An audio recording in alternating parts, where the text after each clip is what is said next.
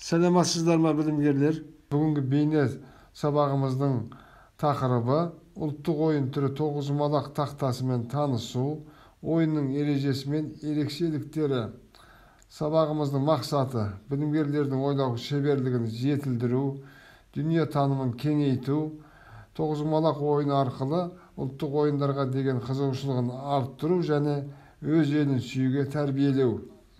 Сабағымызға тоқтала кетсек, тоғызқұмалақ ойынының арнаулы тақтасы болады. Оны симметрия құрай отырып тең екіге бөліп, ағаштан ойып немесе пластмассадан құйып жасайды. Тоғызқұмалақ ойынның мақсаты және жүрісті есептеу жолдарына тоқтала кетсек, тоғызқұмалақты ойыншылардың алдарында қоятын негізгі мақсаты кем дегенде өз қазанына 82 құмалақ жинап, қарсыласын ұтып шығу.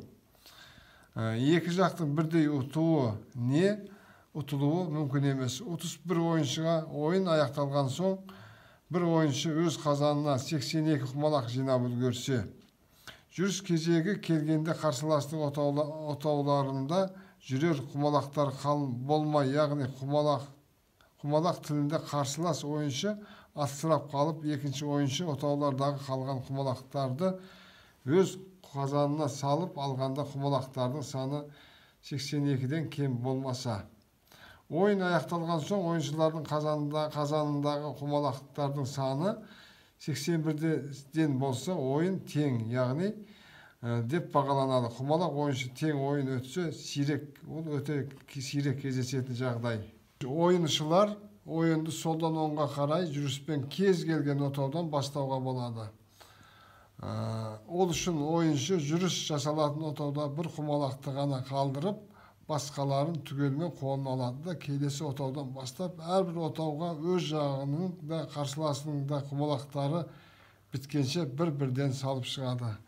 Сіздерге түсінікті болу үшін көрсетіп өтейін. Мен мысалға 7-ден алдым, 7-ші отаудан алдым. 7-ші отаудан алған құмалақтарым. Бір құмалақты отауымызға қалдырамыз да 2, 3, 4, 5, 6, 7, 8, 9. Яғни менің соңғы құмалағым 5-ші отауға түсті. 5-ші отаудағы құмалақтарды мен өз есебіме саламын, өз қазандығыма. Яғни мен 10 құмалақты өз отауыма салдым. Енді келесі ойыншы жүру үшін, егерде 7-тен бастаса, 7-ші отаудан бастаса, ол, яғни мен ойша есептеймін, ол 6-ші отауға келіп түседі. 1, 2, 3, 4, 5, 6, 7, 8, 9. Яғни 9-ші, 7-ші отауға түсті да, міне жұп сан болды.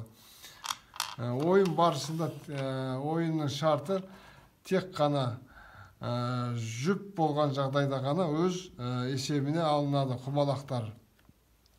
Тоғызқұмалақ ойында қарсыластар алма кезек жүріп отырады. Назар қойып тыңдағандарыңызға рахмет.